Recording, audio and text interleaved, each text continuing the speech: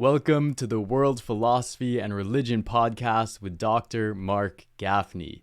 In today's episode, we are talking about the dignity of need within every individual human being. We live in a world right now where a lot of people shy away from their needs. They don't want to talk about their needs. We're embarrassed about our needs. We feel shameful. But that is actually, as Dr. Marc Gafni will get into, one of the root causes of so many of the problems we're seeing on planet Earth today. This is the fourth episode in a series on need, so you can dive in right now at this point, or you can also go back and check out the past episodes on needs to get even deeper understandings of what we're speaking about. Now, without further ado, I hope you enjoy this episode on need with Dr. Marc Gafni. So, David, give us a code, my friend. So, Dr. Marc Gafni's evolutionary love code for this week. Your unique gift addresses a unique need within your circle of intimacy and influence that can be addressed by you and you alone. In that precise sense, your gift is needed. Your unique gift is needed by all that is. In this precise sense, you are needed by all that is. Reality, God, needs your service. Your deed is God's need. And I turn my word back to you, Dr. Marc. Oh my God. Okay, are we ready? It's so good to be alive. Right? It's so good to be alive. So just let's kind of locate where we are. Okay? Let's locate where we are. We are in this moment, in this time between worlds and time between stories. And we are reweaving, we are evolving the source code, quite literally. We're not entertaining, we're not wisdotaining. We're not engaging in self-help, what we can get out. We're not even engaging in transformation, what we can pour in as individuals. We're engaging in transformation in which our transformation becomes the transformation of the whole at a moment of metacrisis, unlike any that we've ever experienced in world history, in which we actually are confronted with the genuine possibility of existential risk, which is risk to our very existence, the death of humanity, or we protect against the death of humanity by creating an immersive digital environment of radical control, the death of our humanity. We optimize that environment through artificial intelligence, and then artificial intelligence, right, in many possible scenarios, actually becomes the primary force in reality, and humans become not exploited, but irrelevant. Those are legitimate and real plays. And what we've decided at the center, after thinking about this for thousands of hours, is that the most effective, potent, necessary, right, and ultimately, right, without it, we can't actually find our way home, response to this moment of meta crisis is to birth the next stage of evolution. That evolution actually is always confronted by crisis, right? At this moment, the crisis is greater than it's ever been because we're in the Anthropocene. We're in the moment in which human beings are at the very center of evolution, and then at least in the manifest physical world can affect the future course of existence itself, because we have such levels of power, of exponential power, but we don't have a story equal to our power. Does everyone get that? And that phrase, we don't have a story equal to our power, comes from my dear and beloved friend and evolutionary wholemate, Barbara Marx Hubbard, with whom I wrote this book that we'll talk about maybe later this afternoon, right? Roommate to soulmate to wholemate. And I want to just like crazily invite everyone to kind of get the book, right? Please, right? It's like, I'm reading chapter by chapter of this book, and I'm like insanely excited about it. It actually charts a different vision of the future of relationship, which is source code evolving at its very core. It was the gift that Barbara and I wanted to give into the world together. And if you could also, by the way, yes, Eli, thank you. This is Professor Amelon's department, which is right, and she serves at the same university as Professor Molinaire, right, together with Professor Gafni. right? All of us are professors together, right? Is the department of like reviews, right? To really kind of get our reviews kind of going and moving on Amazon in a serious and a real way is like insanely important. Okay. So it's a big deal. So what we talk about in this book is precisely the need to evolve the very source code of culture and consciousness in terms of who we are, where we are, and what we ought do, the three great questions, and that only that evolution of the source code itself, which actually generates a new human and a new humanity, which generates a new story equal to our power, has the capacity to address the meta crisis. It's a big deal. That's what we're here for. We're at this moment poised between utopia and dystopia. And Barbara, I'm ecstatic to invoke you, Barbara Marx Hubbard, who founded One Mountain, Many Paths together with me in 2017, right? I think we're now in week what? What week are we in now, everybody? We're in week 475. Could that be right? 476? Is that insane? 2016, David, 476. Is that insane? Is that insane? How insane is that, right? I mean, it's, and we've been here every week. We haven't missed a week, right? We're here to do this together. We're here with massive commitment, right? Massive passion, but potent and precise passion. And we're taking responsibility for the course of history in the best way that a human being can, by participating in evolution and actually evolving the source code itself. That's what we're here to do. So we're here to play a larger game. We're here to participate in the evolution of love. Okay. So the question we ask every week, are we ready? Are we ready? Are we ready to play a larger game? Are we ready to play? Who's ready? Who's ready? Are we ready to play a larger game? And we ask it every week, and we ask it not as information, but as ritual, right? To open our hearts, to unguard our hearts, to step in, right? To find our way, to locate ourselves in the larger context, to locate ourselves in the wider field. Are we ready to play a larger game? Are we ready to participate in the evolution of love? We have to answer that question again and again. We can't answer that question yesterday, right? Anyone who showed up today, who's participating, who's been with us, this is your first week. Maybe you're with us, this is your second week. Maybe it's your 400th week. But we're here because we're together answering yes.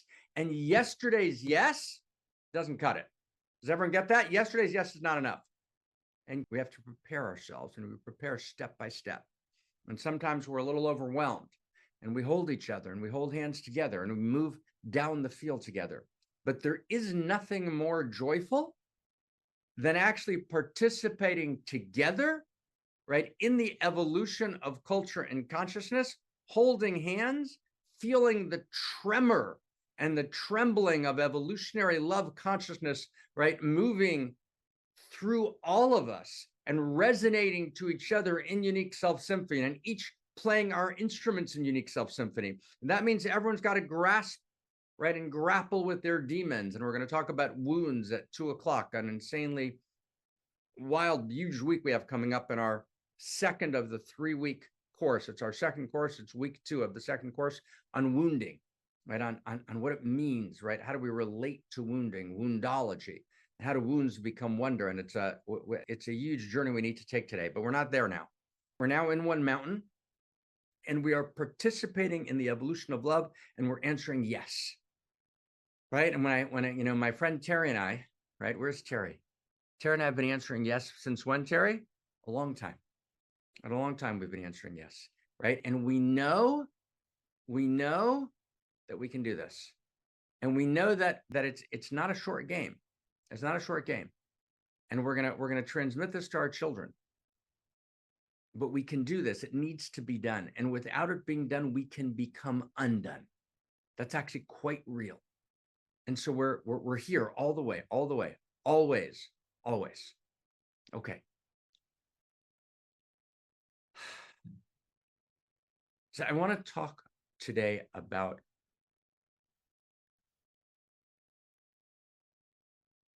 this thread that we're in. David, thank you for the code. So Eli did a rap last week, and Krista chanted it in, and Taheli recapitulated this thread. The thread. We clarify the nature of need. We then experience desire. We clarify the nature of desire, need and desire. Need and desire disclose value. Value not as a social construct. Value not as a contrivance, right? Value as the essential nature of reality itself. Reality is value. Value is real. Okay, need to desire, need and desire disclose, be with me, value. Value then creates in its wake rights. Value creates rights, and rights generate responsibilities. Does everyone get that thread? So need, right, to desire, right, to value, right, to rights, to responsibility. We're weaving. That's the thread. Okay? One. We're now in the first part of that quintet. We're in the first part of that quintet, right, which is needs. And we're in the fourth conversation in the first part of that quintet, needs. And we're doing this in order to literally revive law, connect law to value. Rights, human rights, need to be rooted in law. Law needs to be rooted in value. The entire field of law has dissociated from the field of value. Does everyone get that? So we actually don't even know how to do law today, right? Google doesn't see that it's problematic that they haven't paid taxes the last couple of years, right? Because they found legal loopholes that allow it. And to actually hijack and steal people's attention was orchestrated by the entire techno-feudalist enterprise. Social media essentially created a mental health breakdown and a level of polarization that's unimaginable. There's quite a few longitudinal studies, right, over the last, since from 2011 till now, the last 14, 15 years, there must be 15, 20 very good studies that have documented this. And some close friends of ours are at the center, colleagues, right, of these studies. They're unimaginably important. But that's because social media appears without any ability to actually bind social media through law, because law itself is dissociated from the field of value. No one understands that attention is actually a first principle and first value of cosmos. It's viewed as a purely social contrivance commodity, which can be stolen because there's no law against stealing it, and it's not an inherent value anyways. And so we can't arouse our moral and political will or our legal will to protest it. Did you ever get those few sentences? It's a very big deal. I was recapitulating a lot of material we've done over the last couple of years, but that was does everyone get those sentences? It's used. They're precise. They're precise. Without this, there's no game. We're being precise. We're not just chatting. Does everyone get that? If I can't relocate law and value, because value is not real, then I have no way of addressing any issue. So Yuval Harari, my dear friend, can write a children's book that says to children, all human rights are illusion. All human rights are delusion. Human rights are completely made up. They do not exist in any way. You understand that's not a slippery slope to totalitarianism. That's a cliff to totalitarianism. Human rights are completely made up. But so where do human rights come from? So I need to be able to ground human rights in what? In a field of value. In order to do that, I've got to show value is real. Everyone get that? And from there, I can create rights, and from there, I can create responsibilities. Without that, there is no justice. Without that, you've got moral confusion of an unimaginable kind. So this thread that we're doing here, need to right, need to desire, to value, to right, to responsibility. Does everyone get that? And now let's just get a sense of the activism on the ramparts. So just so everyone just can get a sense of what's happening. So Valu, who's a fellow in the think tank, Valu and I are working together. We're going to work with Zach. We're going to do an entire law article, first draft of which is written, law review article that we want to get into a couple of the major law review journals on this thread, grounding it very extensively in legal theory. We've been reading legal theory quite seriously in the last couple of years. That's, something like many of the people involved, even close, don't even realize that's happening in the late nights. We're reading legal theory, right, quite seriously. So there's a draft of that article that's already done. A few of you have seen it.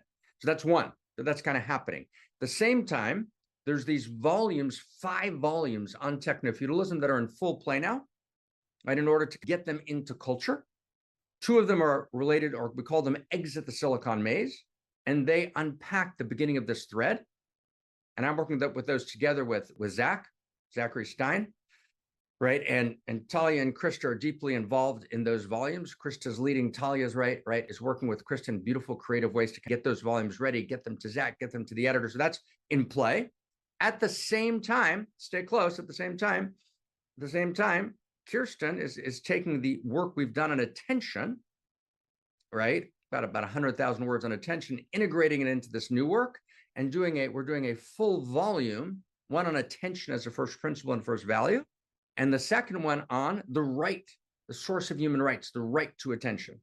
So I just want to get everyone that this conversation here, it's not, right? We're actually trying to change the source code. And I believe, I know, and I'm going to try not to cry as I say the sentence. I know with all my heart and soul that our fundamental set of distinctions are accurate. Right? I've heard them whisper in the late night. I've heard them and felt them in the glistening dew of the morning. I've felt their echo in the rushing brooks. I've seen them in the starry, starry sky of the night. Right? I've seen them in the folds in between texts, right? And 50 years of kind of intense study of these texts, right? Since my early teens, right? And weaving them together and seeing their synergistic emergence as she, slowly kind of reveals herself. That's the kind of moment when that's what we're doing here, right? And it's real. It's real. And I know the distinctions are correct. And I know that we have this unimaginable responsibility to articulate them. And, it's a 10-year move. It's not a year or two. It's not a career. Anyone, like all people here who are, I don't know, let me make up an age, 57. We got to be doing this when we're 67. If you're 64, we got to doing it when we're 74. If you're 28, we got to be doing it when you're 38. If you're 39, we got to be doing it when you're 49 and 59. This is the work of this lifetime. This is what we're doing. It's that level of seriousness. It's not like quick podcast, quick entertainment, quick meta-crisis conversation. But if you're 60, let's be doing it when we're 70. But that's what it takes. It takes that kind of move. Okay? I hope you're enjoying this episode with Dr. Marc Gafni. I just wanted to say that if you would like to attend these podcasts live, they are happening live every Sunday on Zoom, and you can be there to experience this in person. The best way to join is with the link in the description, which will take you to a free section of our online educational community. And you can get into this free section where you will have a calendar where you'll see that every Sunday there are live events with Dr. Marc Gafni, that all you'll need to do is click join event and you will be in to get to watch these episodes live. So please join us live. It's completely free and we'd love to see you there.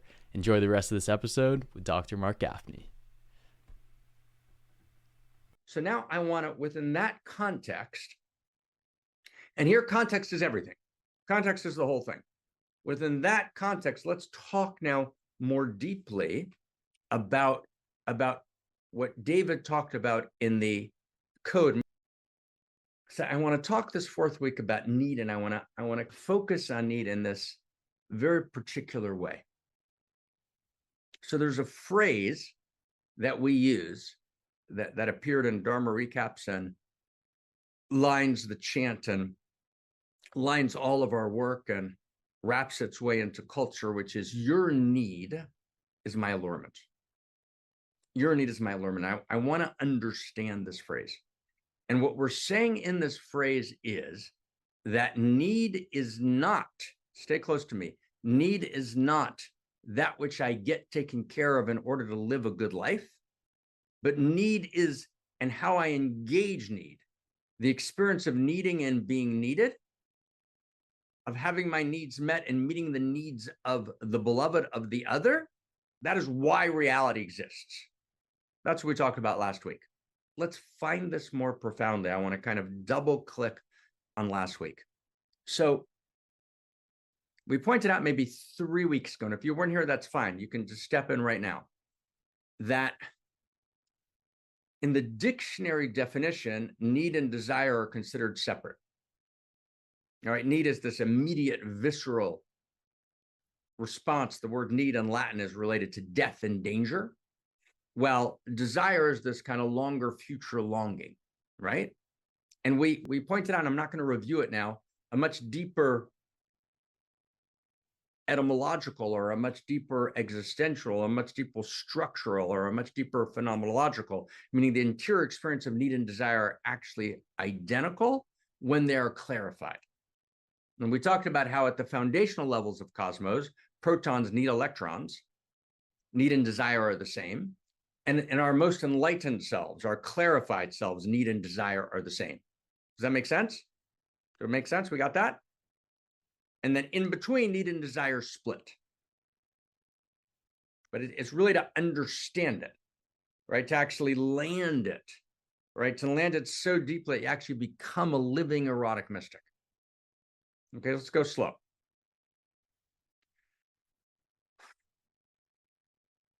So the experience of need is central. Now,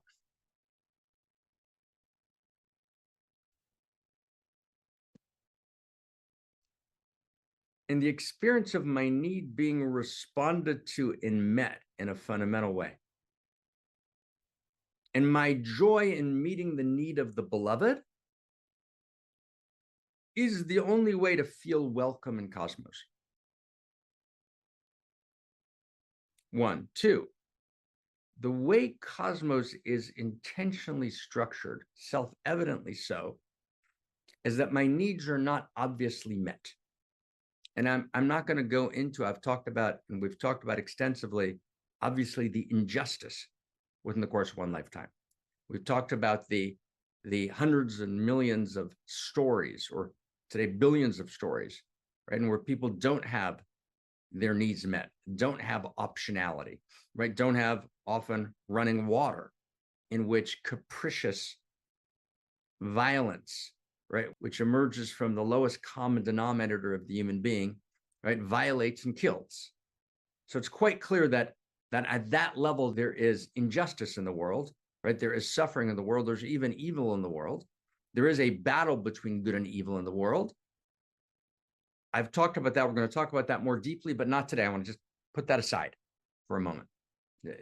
We can never put that aside, but I want to, for a moment, put that aside and address needs through a different door, right? Now, it's within a relatively ordinary life, which is not being violated, right, by various forms of violence.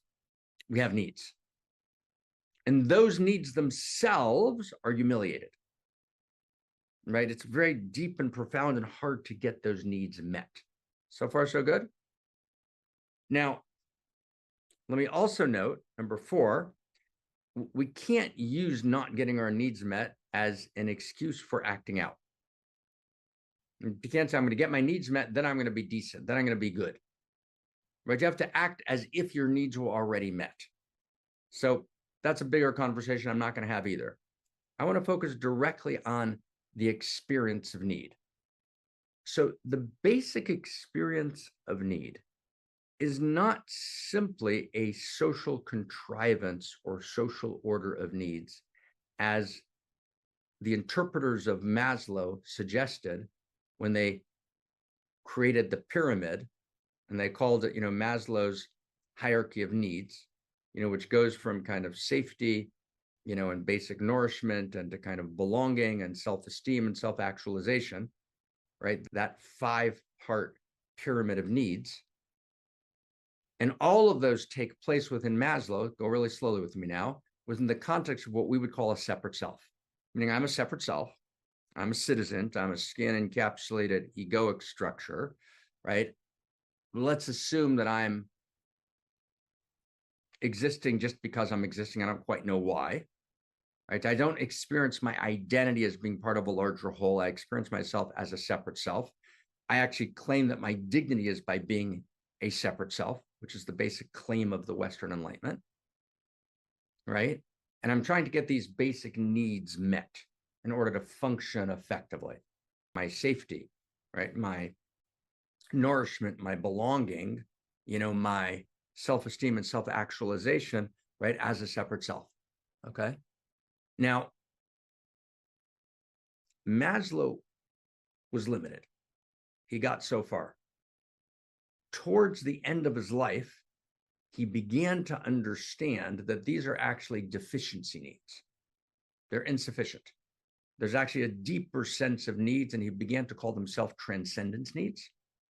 He was at Esalen at the time, at my dear friend Michael Murphy's institution, right on the West Coast. And his sense of self-transcendence needs was, I have this need to experience myself not just as separate self. He wouldn't have used this language, but essentially as true self. I'm part of the larger field of consciousness, right? I have a need for self-transcendence. And of course, what he was doing there is he was already recognizing, he writes this in his diaries. There's quite a few of his diaries that are quite Maslow's last diaries, which are fascinating. And he kind of realizes that when he wrote, his original work in 1943, which got translated into the Hierarchy of Needs, he was missing something essential. So he begins in kind of in the 60s and late 60s before he passes, right? He had a heart attack before, right, in that last period of his life, to experience this larger sense of need.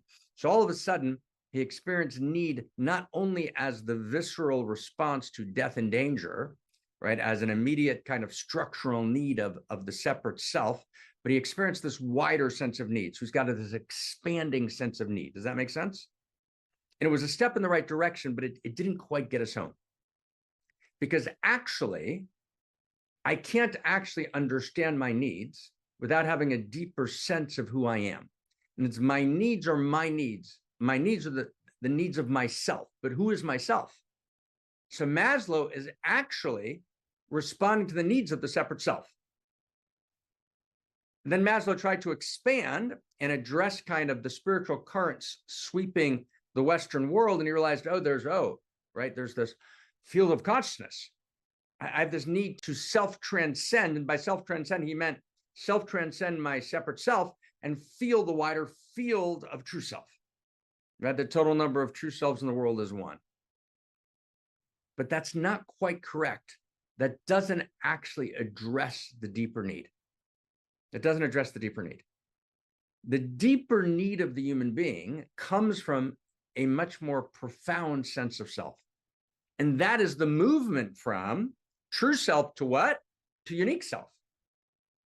As unique self, I have an entirely different sense of my needs. And as unique self, which is the unique individuation of true self, but it is now every sentence matters now, but it's a realization that true self is not just the field of consciousness, but stay close, it's the field of Eros desire consciousness. That consciousness itself is value. Value is valentius. Give me a Valentine. Value is Eros. Value is filled with Eros, and Eros is filled with value. It's one word, it's Eros value. The field of consciousness is a throbbing field of Eros value, a living, pulsing field of Eros value. And then I am a unique individuation of that field, not just of what we used to call consciousness awareness, but of consciousness value awareness allurement, right? Eros value.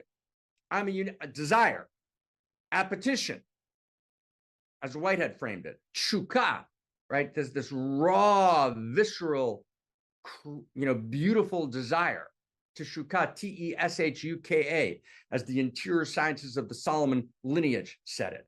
So there's this field of Eros, desire, appetition, value, consciousness, relationality. That's the field, this throbbing field. Then that field manifests uniquely in me and through me as my irreducible unique self. And as my irreducible unique self, stay close, I have needs. I have needs. What are my needs? So one, I have a need for Eros. I have a fundamental need for Eros. One. Two, I have a need, and my need for Eros is a need for Eros. One second. And the interior of Eros is pleasure. Pleasure. The interior feeling of Eros is pleasure. And pleasure is not ice cream, although good ice cream can be pleasurable, but that's just one dimension of pleasure. Pleasure has multivalences. There are levels of pleasure, and we've talked about 6 distinct levels of pleasure, right? There's the pleasure of relationship, and there's the pleasure of standing for a cause and producing productivity, right? The pleasure of aligning with value. There's the pleasure of gnosis. There's the pleasure of of the artist who self-creates and knows their right. There's the pleasure of power, right? We're not talking about pleasure now. That's a whole conversation. But there's these structured levels of pleasure, right? And we have a whole Dharma of pleasure. We're now kind of concluding with 10 voices of pleasure and 23 principles of pleasure and 6 kind of qualities of pleasure. So pleasure is, right, the interior sense of Eros is pleasure. So my first need is I have a need for Eros itself, right, whose interior valence is pleasure. And as we said last week, the highest pleasure is the pleasure of power, right? And we're going to get back to that, but not power, dominating power, not dominating power, but the power to actually, we'll talk about what that pleasure of power is. Let's get back to that. Then after the first need, right, the need for Eros itself, as a unique self, I have 6 personal significance needs. 6 personal significance needs. We together? 6 personal significance needs. I have a need to be intended, to actually experience myself as intended. That's why, when you remember, an important birthday or anniversary of a friendship or a relationship or a first meeting or whatever it is, when you remember it that same day and you don't prepare for it, it doesn't go well, right? Because we have a need to be intended. We don't want to just remember accidentally. We want to intend. We have a need to intend. We have a need to intend, to place our intention. And then we have a need to be intended. So it's a bi-directional need, to intend and to be intended. 1, 2. And we'll talk about these 6 needs. We've talked about them before. We'll deepen them, right? They're going to be part of the new Unique Self book. They'll appear in the phenomenology. They'll appear in multiple places, but we got to get them. They're very beautiful and they're essential. Then we have a need to recognize. I have a need to recognize you and to be recognized by you. 3, and each one of these is a conversation. I want to get it to a particular place in the time we have. 3, we have a need to choose and to be chosen. And these are daily needs. It's not a one-time need. These are daily needs. We need these all the time. To choose and to be chosen. 4, we have a need not to love and be loved, which is what we would think. We have a need to be love adored and to love adore, which is an entirely different quality. Good? We got that? To love, adore, and to be love adored. 5, we have a need to personally desire and be personally desired. Does that make sense? We have a need to desire an entire range of desire. We need to be pulsing with desire for life and desire for kindness and desire for creativity and desire for aliveness and desire for transformation, right? But we're filled with desire for creativity, desire for depth, but we're filled with desire and desire for profound relationship. We need pulsing desire to live between us, and sexual desire is but one critical and beautiful and stunning dimension. Sexual desire might mean I have this insane, intense desire to kiss my beloved's shoulder. Sexual desire can mean many things: to hold hands, just to hold each other, right?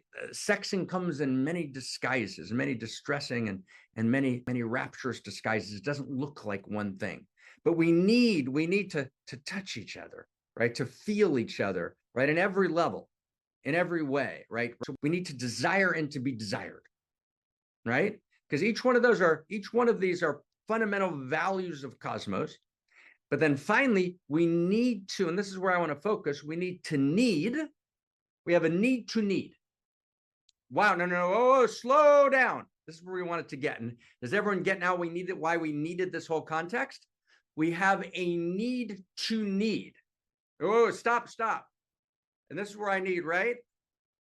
Like find this, right? I could mention 3 people's name, but I won't now. You think, oh, I know this Dharma. No, you don't. Let's listen again. And whenever I come to a Dharma, I unlearn anything I ever knew and I learn it again, and then she reveals something new. Bracket the egoic structure. Let's go inside. What did we just say? I have a need to need. Do you get how shocking that is? I want to get that. That's what we've been trying to say the last 2-3 weeks. And a whole bunch of us that have been in this Dharma of the needs for a while, right? But we miss it. It's so easy. I have a need to need. Does that make sense? My Unique Self Institute friends, I have a need to need, right? It's not to overcome. I have a need to allow myself to need. It's such a realization to be able to say, I need you and I need to need you. I just want to get that. Just stop. I want to just stop the clock. Forget about anything else afternoon. I have a need to need. Do you understand that that actually is a Copernican revolution in need? Does everyone get that? So it's not I need to have my needs met. I'd worry about I need to have my needs met. No, I have a need to need. You know, there's some people I love who I love dearly, I'm close to, and they're like, wow, right? And I don't have this need met, and therefore I'm devastated, and therefore I act out this way and I act out that way. Whoa, slow down. You move too fast. Okay, that was off tune. Okay, but stay with me, okay? And it's not I need to get my needs met. Of course, we want to get our needs met. Beautiful. And we affirm the dignity of our personal needs. Yes. But underneath that, there's something more fundamental. Needs are not a mistake that need to get addressed and fixed. Needs are not a dis-ease. They're not a disease that needs to be healed. You got the needs are not a disease that needs to be healed. They're not a desperate craving. They're not a grasping. Our dignity is not only in getting our needs addressed, our dignity is in needing. Does everyone get that? That's what I wanted to get to today. And if we can breathe in one new step, that's like huge. I need to need. I need to need. And I need to be needed. I need to need. Right? I want to slow. Right? Slow, right? We're making love with the Dharma. We're making love with the inner quality of cosmos. And we go slow, like slow. It's like slow. In other words, right? It would go against the essential nature of cosmos itself, right? We need to need, and we're gonna do part 2 of this next week. But I want to just freeze frame in this, right? In other words, I need to need.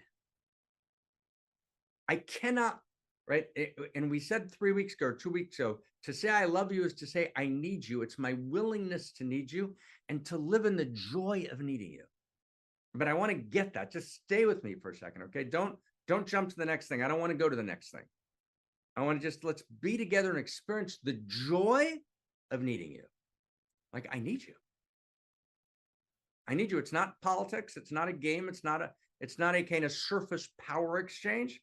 I have the utter joy of needing you. Right? And then I experience your interior. Say with me on the sentence. I experience your interior as whispering in my ear in every moment, your need is my allurement. I'm willing to make myself vulnerable from the perspective of a separate self. From the perspective of a separate self, you don't want to need anyone. You want to get your needs handled. From the perspective of true self, you don't have any needs. Buddha nature, no needs. Right? I'm part of the one. What can I possibly need? One consciousness, one field. But when I actually individuate beyond true self as an irreducibly unique expression, not just of the field of consciousness awareness, which has no needs, which is why it's a very bad way to state that. And it's the way the entire Enlightenment world states true self, and it's a mistake. It's a violation of the nature of what true self is. No, the field of true self, as we experience it in the manifest world, is a field of utter, fundamental, radical consciousness, awareness, allurement, value, valentius, desire, appetition. That's what the field is. It's not merely a field of being, it's also a field of becoming. And being and becoming are utterly inter-included. And becoming means I have a need to become, which is why the subtitle of the World Philosophy and Religion Academy, that's going to be launched sometime soon, the subtitle is Who We Must Become, which means who we need to become. We need to become something. That's a fundamental need. Huh. So just feel that for a second, okay? And it's deep. And it's need at the level of true self, no need. Separate self, get those needs handled. They're in the way. You got to get those needs handled desperately. But at unique self, I'm actually able to rest in my identity as unique self and to allow myself to need. I need to need. And I need to experience my beloved and my circle of beloveds. Go slow. My beloved and my circle of beloveds. And then 3, and reality itself and the divine herself as turning to me and saying, your need is my allurement. Now, you might think this is metaphor. This is poetry. All right, this is interior realization. It's all of that, but it's much more than that. It is actually the structure of cosmos. And what I want to do next week is really, really be with us in a way that just we've almost never been before in this new dimension of your need is my allurement, and really enter it very, very profoundly, right? The experience of need and being needed, the experience of addressing need, of experiencing in relationship to my beloved, I experience your need as my allurement, and the de-armoring, KK's practice and phrase, in which I de-armor in order to, right, move from Homo armor to Homo Amor. To move from Homo armor to Homo Amor requires my willingness to need. Now stay close, last sentence. And my willingness to need is independent of how much of those needs I can get fulfilled, right? As I'm willing to need, even though it's not entirely clear to me I can get all those needs fulfilled, but I will not close down my need to need because I don't know how to fulfill all the needs. That's what we do. When we think we can't fulfill that need, we close that need down because we don't know how to fulfill it. So we say, it's too painful to be in the tension of that. Let me not arouse that need because I don't know how to fill it. Does that make sense? And then I'm shamed by the need. That's right. Then I'm shamed by the need. But actually, there's something deeper. There's a capacity to live in the trembling of need, in the trembling of desire. And to have that need and desire, and now we're focusing on need, be in and of itself the realization, in and of itself the fulfillment. Obviously, I need right relationship to it. Obviously, the need can't become pathological. Obviously, it can't overwhelm my ability to function effectively, right? I've got to experience that need in a way that causes me to yearn and gives me great joy at the same time. So we got to do that. We got to learn how to do that precisely. But we've just begun. We've begun to open up. And does everyone realize we're taking it week by week? We're going step at a time. But it's a fundamental Copernican revolution in understanding reality. I need to be needed. That's huge. And I need to need. I need to address need. I need to be needed to address need. I need my need to be responded to by my beloved, by my circle of beloveds, and our love lists are too short, by the holy band, right? And by reality itself, I need to feel all 3 of those vectors of Eros responding to me and saying, your need is my allurement. I need to actually hear that whisper. Now, there's a way to hear that whisper. And it's not simply through faith that denies evidence. It's actually through a knowing of both interior science and the physical sciences and the biochemistries and the organic chemistries. I can actually get a direct realization in a way that I never could quite in human history, a democratized realization of your need is my allurement, of actually hearing cosmos whispering to me, your need is my allurement. And then I feel that whisper rising in me and I turn to the circle of beloveds. I turn to my beloved. I turn to my circle of beloveds, my holy community, and then I turn to reality itself, and I say to reality itself, I say to her, to she, you need me. Your need is my allurement. Wow. Now, what I want to, with God's willing, with prayers that we come to next week fully alive and healthy and delighted and filled with energy, so that we can actually go into this part 2 next week and get that this is not just the poetry of cosmos, but it's the prose of cosmos. It's the actual nature of reality itself. What a crazy joy to be together.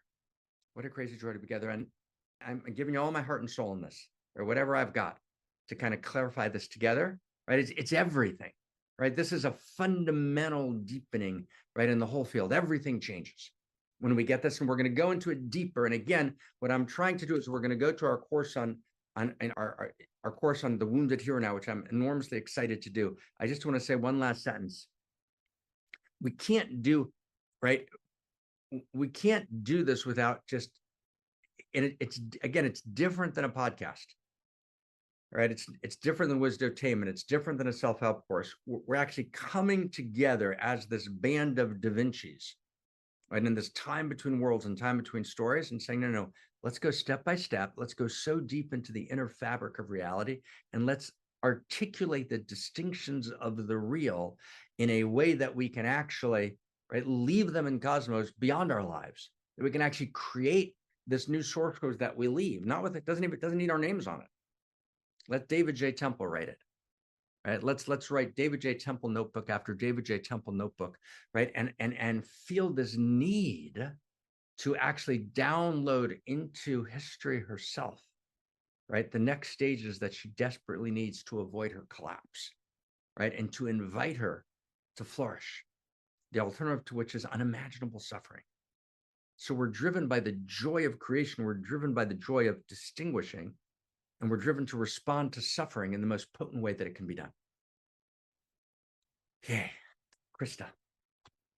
Thank you so much. Your need is my allurement.